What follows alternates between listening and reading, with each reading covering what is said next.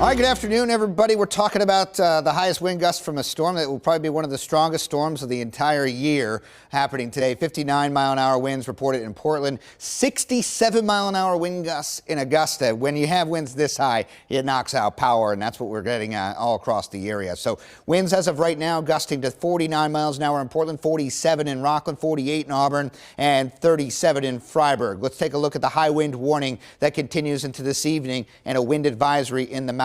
We do have a hurricane force wind warning offshore from the mid-coast and down east areas. Shows you the power of this storm and how it is offshore with 24 to 29 foot seas. That is crazy, but good news is that is offshore.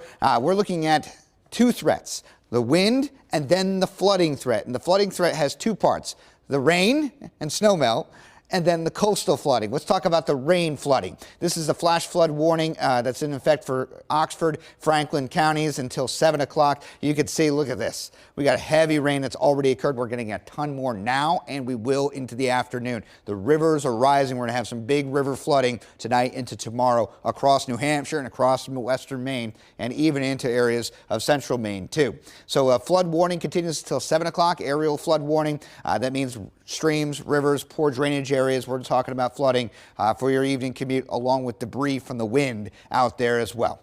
So we have one last little plume of real heavy rain coming in. That's probably a little later on this afternoon, but the squall line is now moving into York County. Heavy rain in York County, heavy rain in western Maine. We don't want to see that heavy rain in western Maine right now. They can't take any more water. So we're going to see reports in the next, unfortunately, hour here of flash flooding all across the western Maine mountains.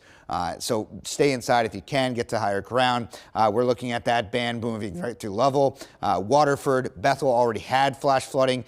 You can see it continues into the mountains from Eustis to Kingfield.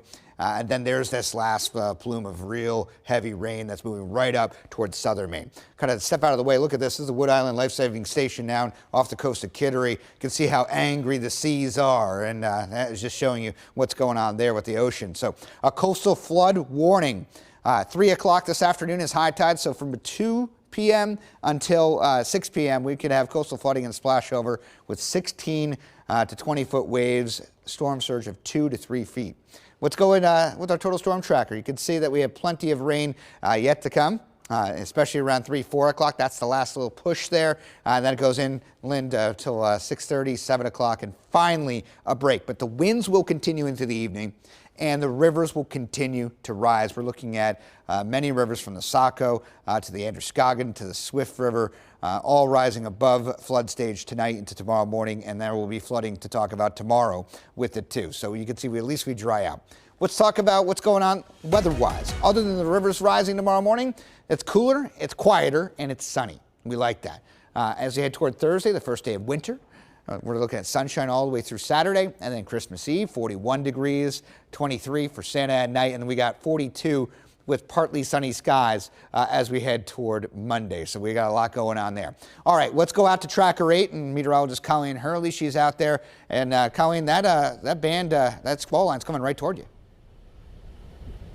Yeah, and we can definitely see it here. If you look off to the west, the sky is much darker. I'll show you the waves here. Surf is certainly building, but let me swing the camera around for you here and show you the dark sky off to the west, kind of above these houses. There it is.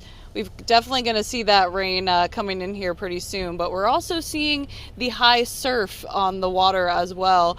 Now, tide's on its way in. It's not high until after 3 p.m., but we're starting to see some splash over on the roads. A lot of sea foam out there as well, big crashing waves, but so far so good on the flooding front. We'll keep a close eye on it here. Of course, the tide has to come in high at 3 and then go back out, so around those times we'll be keeping a close eye. 25-mile-an-hour wind here at the moment, gusting up around 45. We had a max gust within the last hour of 57 miles an hour, Megan. So it's going to be a long day of this. We are nowhere near done just yet.